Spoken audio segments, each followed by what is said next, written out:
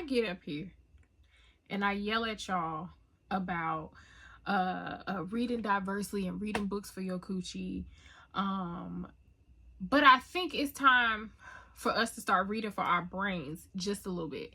It is an election year. There's a lot going on, and there's no way that we all can read everything before November. But I think there are some books that we should be reading that might help us get here.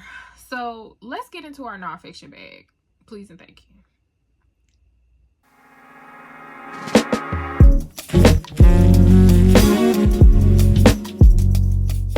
Hi friends, welcome back to Shelby and the Book Club. I'm Shelby Monet, and in today's video we're going to talk about some nonfiction that I want to read before the end of the year. I talk about a lot about reading diversely, and the genre that scares me the most is nonfiction. Earlier this year I read When Crack Was King by Donovan X. Ramsey, which I absolutely love. By the way, he follows me on Instagram now. I think we're besties. I think we're friends. You can't tell me any different. He be watching my stories. And if you follow me on Instagram, you know I be in my Instagram stories acting a donkey. Okay? And if he is still following me after all of that, then I feel like that's my cousin for real. But anyway, reading When Crack Was King, it's one of those books that's life-altering, right? Like, there was so much information that I was learning about the crack epidemic that I had no idea about. And it made me realize that I need to start reading more nonfiction. And then, of course, with it being a election year, the war in Palestine, there's so much going on. We could always be educating ourselves more and more and more. So these are some books that are going to help me do that and kind of help me understand our government and our history and all of that stuff. So if you like to hear it, here we go. Before we get started, make sure you like, you comment, you subscribe, and share. We are growing our family here. Let me know down below if you have read any of these books, if you're interested in any of these books.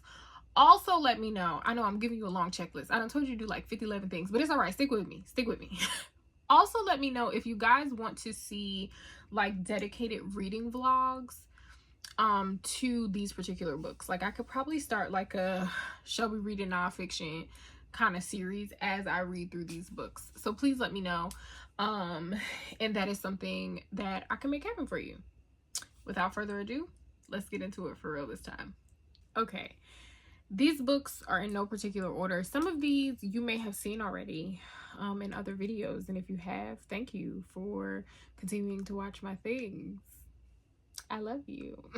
If you have not, you should go watch them videos too. It's good for your health.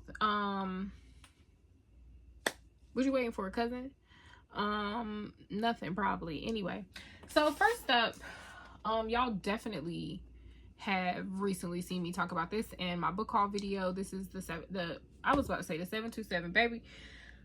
Woo, that little touch of the tism be punching me back. It be hitting me back. Okay, this is the 272. Okay, this is by Rachel L. Swarns. This is about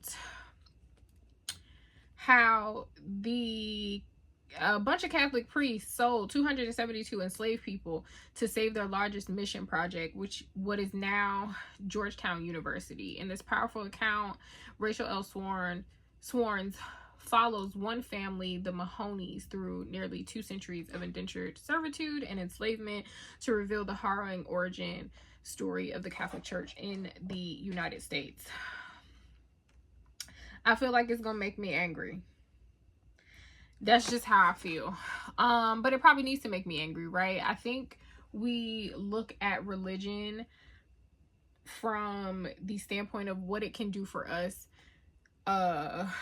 mentally, right? I totally understand the connection that people have to their religions, right?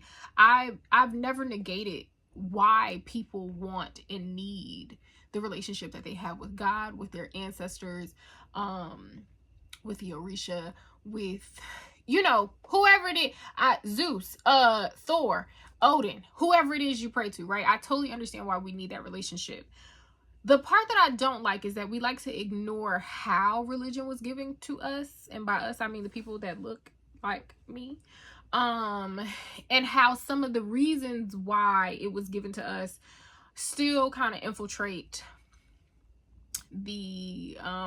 our community, and it's still causing us a lot of issues. It's an uncomfortable conversation. Learning this kind of history though is important, because I feel like it's easier to navigate the demon that you know versus the ones that you don't. Okay, so this is important, and I'm not saying that you shouldn't have your religion, right? I'm just saying you should have as much information as possible, and you should know what it is you're dealing with and what the origins of those things are, and what the origins of some of the ideologies that are being passed down to you are. This is why I want you to read diversely, okay? Because those same things affect other decisions that you're making. Baby, when I tell you I done opened this video up swinging. I'm sorry. You probably sitting at your desk right now going, my bad, cousin. I just came here to find some books and you was cussing at me. I'm so sorry. That was not my intent. I guess I had a word on my spirit. Okay? All I'm saying is those things affect how you navigate your life. And if you know where you come from, you can fix some of the other things and the traumas, right? Get it? Got it? Good. Okay. Next, we have Madness by Antonia Hilton. Ooh, I started this one. And it was making my nerves bad. I would like, I made it 26 pages in. What did I have? Oh, this is some good looking annotations. You see? Ain't that some good looking annotations? I love when I write, nicely in a book. This was making my nerves bad, and I got to be in a certain mindset to read about this. Mental health is something that's very important to me. I think a lot of the reason why I read is, ooh, it's some more pretty annotations. Hold on. Look at that underlining. Ain't that pretty? Oh, baby, I love when annotations are nice and neat. When I tell you, when y'all be posting pictures of y'all's annotations and the lines be crooked and stuff, I be judging y'all real bad. I love you, but I be judging y'all real bad. Okay? Anyway, what was I saying? I have to be in a different mindset for this. So, woo, the ADHD is fighting back. It's fighting back. Mental health is very important to me. It's important to me, one, because of my own journey, right? Like, I've dealt with suicidal ideation, I've dealt with depression, I've dealt with anxiety, and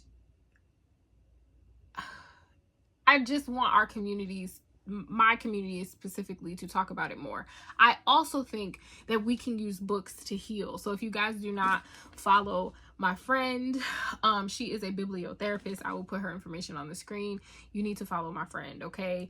Bibliotherapy is like so amazing to me, because a part of the reason why I talk about reading diversely is because if you read the things outside of your comfort zone, you can heal the things, right, that haunt you, right, that live in your head, and so on and so forth. I'm not saying that if you are schizophrenic that a book is going to replace a pill, okay? I'm not saying that a book is going to cure your depression or your anxiety, but it may help you understand the things that you're going through a little bit better, right? So that's why I want you to read the historical fiction. That's why I want you to read the books that maybe make you uncomfortable and trigger you in certain ways, to help you. Now, you're saying, Shelby, what does that have to do with the madness? The madness tells the story of an asylum that was built by Black men that were then the first patients of this asylum. It happened in, it's the Crownsville Hospital. It happened in Maryland. And it's just sad the way that our people were treated. It's upsetting, but I think this gives a very good look at how Black people are seen as less than human, right? Like, we could even talk about how it is said that Black people don't feel pain the same way as people of other races, right? This kind of gives you that perspective, and how laws and conversations by the people in charge are put into place that come from very racist ideologies, right? I don't think that enough people really understand how that works, that like the things that you grow up with is affecting all of these other decisions and such that you're making. So I really want to finish this. Again, it was making me a little upset, so I had stopped it, but I'm gonna get back to it. I'm gonna get back to it. Now this one, this is called The Rent Collectors. This is by Jesse Katz. It says exploitation, murder, and redemption in immigrant LA. I've heard great things about it. Excuse me. I'm a little nervous to read it, but oh, this is about gang members. I didn't even mean to say that like that. Baby, we go up for a table of contents here. We really do go up for a table of contents. So this says babyface teen Giovanni Macedo is desperate to find belonging in one of LA's most predatory gangs, the 18th Street Colombian Little Psychos. I don't want no smoke. I don't want no parts. So desperate that he agrees to kill an undocumented Mexican street vendor. Baby, that lady was probably only selling, I be mad every time I ride past one of them street vendors and I ain't got no cash on me, because I be wanting mangoes with the tahini and the stuff on it. I don't know what it's called. Somebody tell me in the comments. I don't know what it's called. But I know it's tahini and I know it'd be mangoes. The one time the lady had watermelon, and he gonna go kill the vendor. Francisco Clemente, I guess it wasn't a lady, had been refusing to give in to the gang's shakedown demands. I know that's right. Stand on business. But Giovanni botches the hit, accidentally killing a newborn instead. What? Oh, baby, I had to read this week. This is, okay.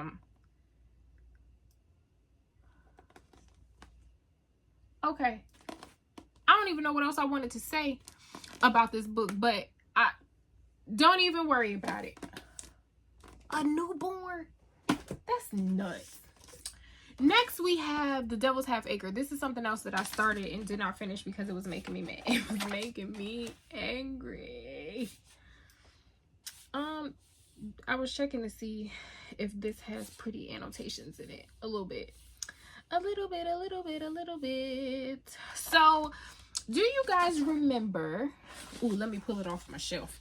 You guys, if you've been with the book club long enough, you will remember.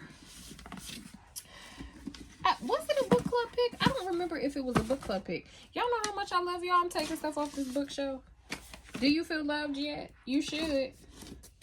And if you don't, I don't want to hear nothing about it. Ooh, child. Oh, here go another book I probably should read that we should talk about. Hold on. Oh, snap. We done found, hold the phone. We done found a whole bunch of other books that we added to this list. Hold the phone. I'll be back. This is my story. This is my song. Something, some.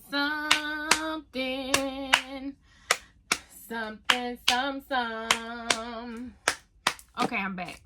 And I mean, I guess I won't go on to you for real, because it was on a couple seconds. Anyway, The Devil's Half Acre is about the woman that The Yellow Wife is based off of. So if you have been a part of the book club for a long time, you either remember reading this. I don't remember if it was a book club pick or not, but I definitely made a video about this here on my channel. So some of you may have found me because of this video, or you remember reading it with me, whatever the case may be. So the main character in this book, this tells her actual story. So The Devil's Half Acre was a plantation in in Virginia, Richmond, Virginia, I believe, or near Richmond. This is why I gotta read the book. This is my story. Yes, Richmond, Virginia. I got that correct. Her name was Mary Lumpkin. I started reading this and then I got angry. Reading about how like our ancestors were just handled with little to no care just gets on my nerves. But I think the fascinating thing about this is that there was no landmarker for the Devil's Half Acre. Like, I think this is a testament to why it's so important for us to talk about our history, and to share stories, and to document them. We can't always, we have to be the ones to tell our history.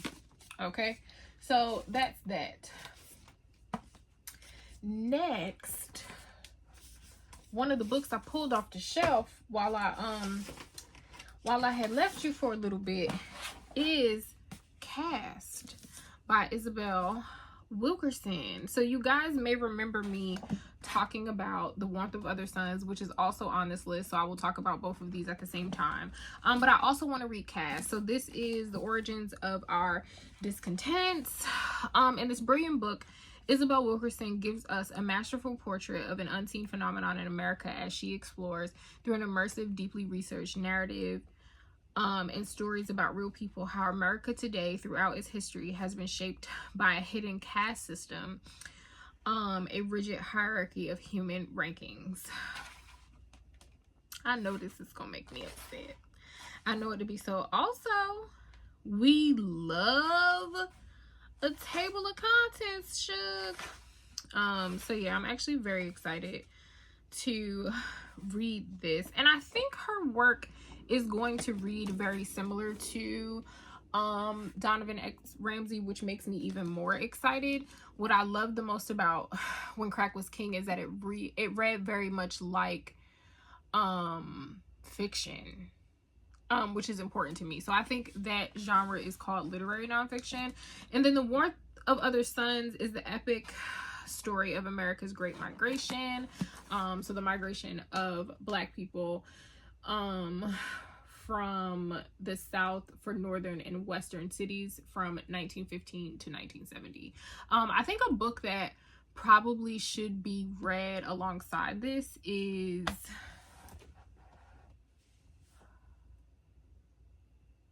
hold on a second. What is the name of that book? I like completely just went blank right now. Coleman Hill. I will put a picture of it on the screen.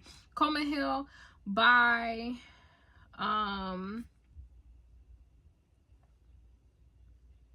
hold on a second. Coleman Hill by Kim Coleman Foote. I will put a picture of it on the screen for you. I think this is the blah, blah, blah, blah, blah.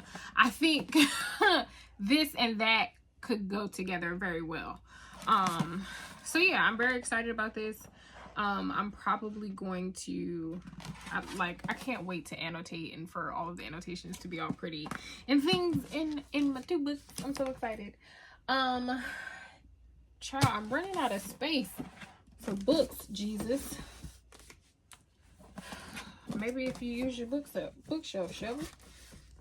This is my story. Okay. The survivors of the Clotilda, the lost stories of the last captives of the American slave trade. The Clotilda was the last slave ship to land on American soil, docked in Mobile Bay, Alabama, in July 1860, more than half a century after the passage of a federal law banning the importation of captive Africans and 9 months before the beginning of the Civil War. The last of its survivors lived well into the 20th century. They were the last witnesses to the final act of a terrible and significant period in world history. This is important because I think we think that slavery is so far removed. And there's this very weird conversation that y'all like to have, and I say y'all because I like to think that my friends that read books don't have these kind of conversations, but y'all be having conversations about how slave ships aren't real because there aren't any left. Friend, you know them ships was made out of wood, right? We know that. We know that the ships from the before times was made out of paper mache and spit. We know that, right? Okay. Do we know how, like, do we know what happens to wood when it gets wet? Huh? So, like, maybe it held up in the ocean water for its time being, but like over time it decays, right? Never mind all of the ones that were destroyed. We okay? We all right? Just get the book. We might have to read this one as a family, because I don't be knowing about y'all sometimes. Because why would y'all be saying that? Huh? Why would y'all be saying that? Anyway, speaking of war, the ethnic cleansing of Palestine. I feel like you should always be educating yourself on the things that are happening around the world. Although there's enough happening, child, right here at home for us to worry about. We should also understand the things that are going on around us, and how we are affected by the things that are going on around us, right? We are not free until we are all free, from the river to the sea. Okay, that is why I want to read this. So the 1948 Israeli War of Independence involved one of the largest forced migrations in modern history. Around 1 million people were expelled from their homes at gunpoint. Civilians were massacred and hundreds of Palestinian villages destroyed. Denied for almost 6 decades. Had it happened today, it could only have been called ethnic cleansing. In this groundbreaking book, renowned Israeli historian Ilan Pappé, correct me if I'm wrong, offers impressive archival evidence to demonstrate that from its very inception, a central plank in Israel's founding ideology was the forcible removal of the indigenous population, a strategy that continues to the present day. Dr. Pape's vivid and timely account sheds new light on the origins and development of the Palestine-Israel conflict, and is indispensable for anyone interested in the Middle East.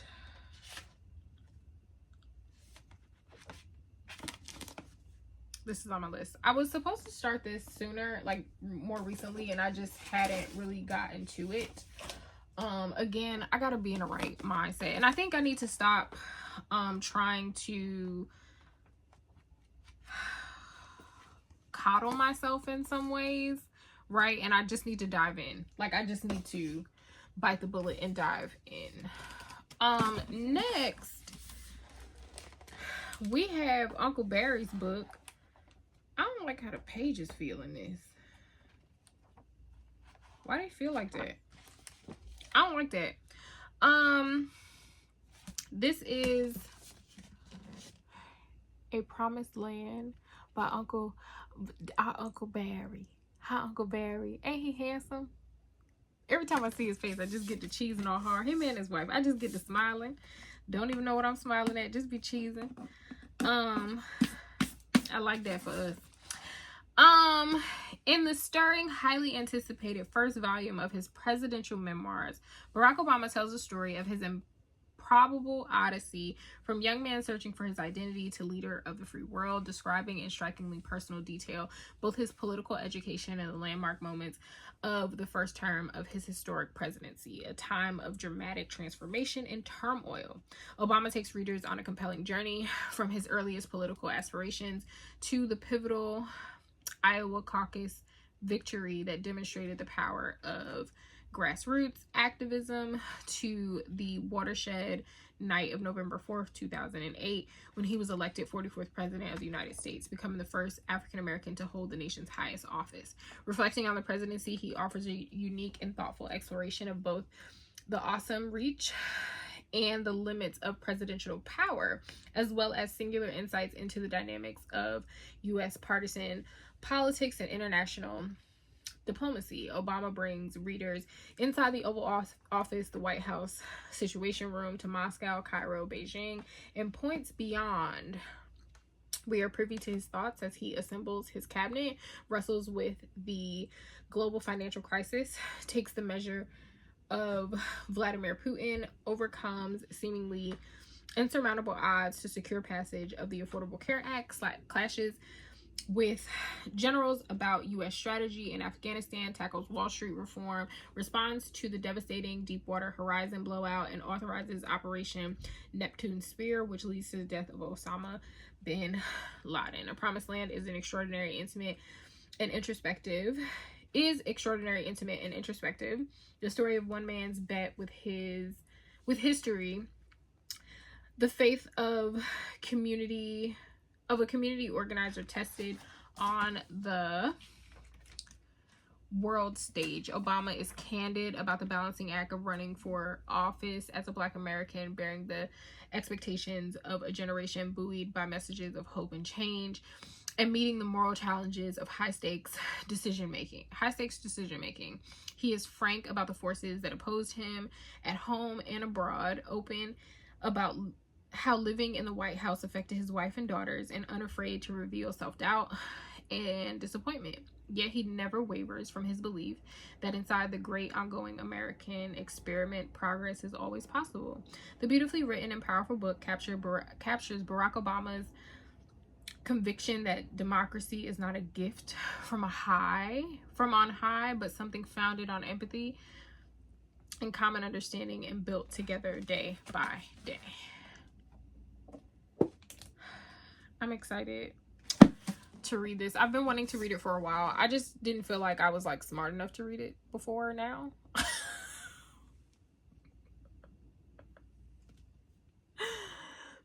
That's all. But I'm ready to love you forever. Hey, lover, now for love you forevermore. Oh, okay. Last but certainly, let's put Uncle Barry over here with Cousin Isabel. Move, scooch over. There it go. Last but certainly not least, we have the 1619 Project. I'm probably the last Black person that ain't read this. Everybody else has. My mama probably on the list. She probably ain't read it yet neither. But don't worry about it. I'ma get us together. A dramatic expansion of a groundbreaking work of journalism. The 1619 Project, a new origin story, offers a profoundly revealing vision of the American past and the present. In late August 1619, a ship arrived in the British colony of Virginia, bearing a cargo of somewhere between 20 and 30 enslaved people from Africa. Their arrival led to the barbaric and unprecedented system of American chattel slavery that would last for the next 250 years. This is sometimes referred to as our country's original sin, but it is more than that. It is the source of so much that still defines the United States. If only we spent more time actually learning our history. I think my view of history changed when I realized that a lot of the books that we get our history from in school are written by certain types of people. I think we need to be reading more history books, written by Black and brown people. Which, and really what I'm trying to say is that we should be listening to the stories that come from the victims, right? I think often we want stories from a biased party, but we need to be listening to the victims. The victims can tell you what actually happened. So yeah, 1619 Project. I'm gonna try to get through all of these before the end of the year. It's probably gonna take me a long time. If I don't get through them before the end of the year, I will be taking these into 2025 with me. I want to read more nonfiction. Like, I really feel like I'm at a point where I can do it now. I can do it. I can intertwine 2 or 3 nonfiction into the 8 to 10 books that I read every month. Like, I totally can do it. I'm just not, because I think that it's too hard. But I can do it. Let me know which one of these books you guys have read. Let me know if any of them you want to read. All of these books will be listed down below in the underneath a bar. Why is it called the underneath a bar? Because it is underneath the video. That's where it's at.